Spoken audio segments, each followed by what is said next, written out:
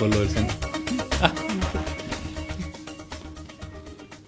¿Cómo están? Buenas tardes, gracias por acompañarnos en esta edición de Agenda Propia. Vamos a hablar, estamos mirando esto porque a esta hora debiera votarse la admisibilidad del proyecto de admisión justa, más tarde el de pensión, así que vamos a estar muy atentos para ver si tenemos información sobre ello, pero vamos a hablar de lo que está ocurriendo con la postulación de Dobra Luksic a la Corte Suprema y todos los ribetes que esto ha sumado, digamos, al debate sobre respecto al Poder Judicial en nuestro país.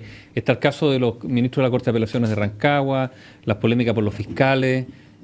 No es poco. Voy a presentar a nuestros invitados para conversar sobre estos temas y otros. Marcela Sandoval, vicepresidenta de Revolución Democrática. Hola, muchas gracias. Gracias por estar aquí. Y el presidente del PRI, Hugo Ortiz de Filippi. Hola, ¿qué tal? Un agrado. Muchas gracias. Partamos por lo de Dobra Luksic. Algunos dicen que se están restando los votos. Otros dicen que esto es ya un acuerdo político. ¿Es tan evidente que hay un acuerdo político binominalista como algunos están denunciando? Usted, Bueno, abogado. Sí, yo primero que todo quiero señalar lo siguiente. Las propuestas que hace un ministro de Justicia al Senado de un nombre, de uno de los nombres de la quina, cualquiera, todas las quinas anteriores ha sido siempre igual, es un nombre que se trata de consensuar entre los partidos de gobierno y oposición, porque el quórum que se requiere para el nombramiento es un quórum alto. Ahora, yo parto de la base de que el ministro Hernán Larraín conversó con partidos de gobierno y oposición. Vi una entrevista del senador Felipe Arboe en que dice que a ellos como PPD no lo consultaron, pero sí nos consta que se habló con el Partido Socialista, que se habló con la Democracia Cristiana y que se habló con los partidos de Chile Vamos. En consecuencia, él tenía, como quien dice, asegurado el porcentaje de votos para su nombramiento. Pero antes que se supieran algunos datos de la ministra. Porque se han conocido algunos antecedentes, ¿no? O sea, a eso me quería referir yo justamente porque en la medida que se fueron conociendo ciertos antecedentes que tenían que ver con ese llamado telefónico de Dobra Luksic para incidir de alguna manera en la decisión de un notario suplente, un nombramiento, exactamente, que además estaba cuestionado, estaba en un proceso.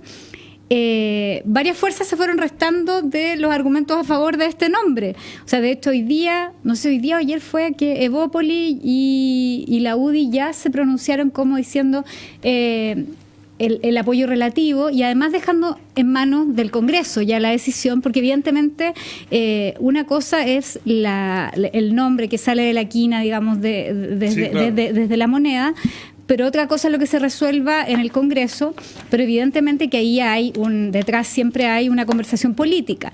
Pero lo que ha sucedido ahora es que las propias fuerzas de la coalición de gobierno son las que han dado señales de desmarcarse de alguna manera de este nombre. Porque Lamberto Cisterna, que es el vocero de la Corte Suprema, dijo que viendo los antecedentes actuales que hay, el máximo tribunal no habría tomado la misma decisión de incorporarla a la quina. Entonces la pregunta, a esta hora hay un pleno extraordinario de la Corte Suprema.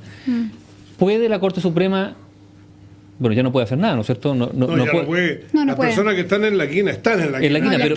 Pero si la propia Corte Suprema, el vocero, dice que con los nuevos antecedentes ellos quizás no la habrían puesto en la quina. Quizás. ¿Cuál es el mensaje? O sea, es condicional. Claro, no es una aseveración categórica. Pero en política no se requieren a veces aseveraciones pasa categóricas. Lo siguiente, yo quiero decirle a Marcela que yo tengo años de ejercicio en la profesión de abogado, mucho más años que los que ella tiene. Es decir, y he visto que, por ejemplo, antes que iniciáramos el programa, yo dije lo siguiente, y lo quiero decir frente a estos micrófonos para que la gente lo sepa. No hay ningún miembro de la Corte Suprema, mira lo que te digo, no hay ninguno que no haya hecho lobby para ellos, para que cuando era el ministro de Corte de Apelaciones, para que los pusieran en la quina. Todos los nombramientos de notarios, no hay ningún nombramiento de notario que no vayan los notarios, lo que le llaman así en los pasillos, el besamano, a conversar con los ministros de la respectiva Corte de Apelaciones para que los nombren. De suerte que un notario que hable con una ministro, ese pasa a ser una especie de casi, yo diría... ¿Un hecho normal, como dijo Insulza? Es absolutamente... O sea, no es normal, es habitual. Pero es un hecho absolutamente habitual. Es lo que pasa, es lo que ocurre. Yo le estoy diciendo, 50 años llevo ejerciendo la profesión y todos los notarios, absolutamente todos, van a hablar con los ministros. Y todos los que son supremos hoy día fueron, mientras eran ministros de Corte de Apelaciones, fueron a hablar para que los pusieran en la esquina. Y todos los jueces que quieren ser ministros de Corte de Apelaciones hacen lo mismo. A ver, pero no porque eso haya sucedido 50 años y sea la norma o sea lo habitual, vamos a estar de acuerdo con ese nivel de opacidad. Que no hay otra fórmula. Tú para ser diputado tienes que recorrer la gente. Sí, y tienes que pedirle el voto. Pero tú no le mandas, tú no le dices al elector, estos son mis antecedentes. No, pero una cosa distinta. Los representantes hacen campaña. Ellos también hacen campaña. Para ser ministro tienen que hacer campaña, tienen que hablarle. Pero eso es parte de lo que ocurre tras bambalinas. Y de esto, eso es parte de los cuestionamientos que han habido con los últimos casos que han salido a la luz pública. Lo que ha pasado en Rancagua, lo que ha pasado en otras regiones, tiene que ver de alguna manera con que hay ciertas prácticas que han sido normalizadas en el Poder Judicial y que no necesariamente son adecuadas para justamente contar con un sistema de justicia que sea a los estándares, digamos, que corresponda a los de los poderes en Chile. Entonces creo que ese es un punto que no podemos normalizar en la política. Más allá de que efectivamente la conversación política se debe dar, por supuesto, en todos los espacios, pero lo que estamos hablando acá, que además el llamado tiene que ver con el nombramiento de una persona que además está siendo cuestionado. Entonces, hacer una llamada y tratar de incidir en un nombramiento de una persona que además tiene antecedentes, evidentemente que no eran conocidos. Pero que se hicieron conocidos y ese es el punto. Yo creo que mientras los antecedentes de este señor Campos, que no conozco, y así dicen, él había tenido un proceso, pero si él había limpiado todos sus documentos, todos sus antecedentes, ¿cómo voy a saber yo que tiene un proceso? Si a mí me llega y yo pido su carpeta y me aparece impoluta, limpia, sin ninguna mancha, tengo que hacer fe en el documento oficial que me llega de registro civil.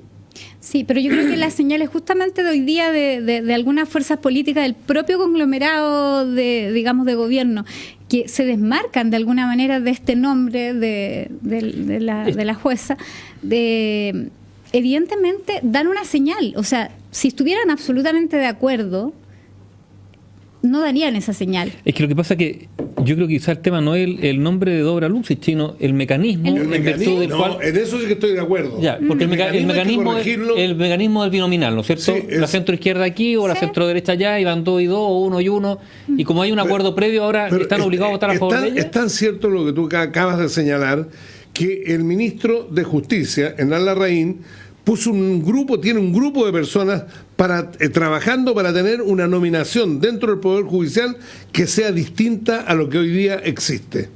Y eso yo creo que es muy sano. O sea, un mecanismo de designación de jueces, de promoción de jueces y por lo tanto también de evaluación, me imagino, nuevo.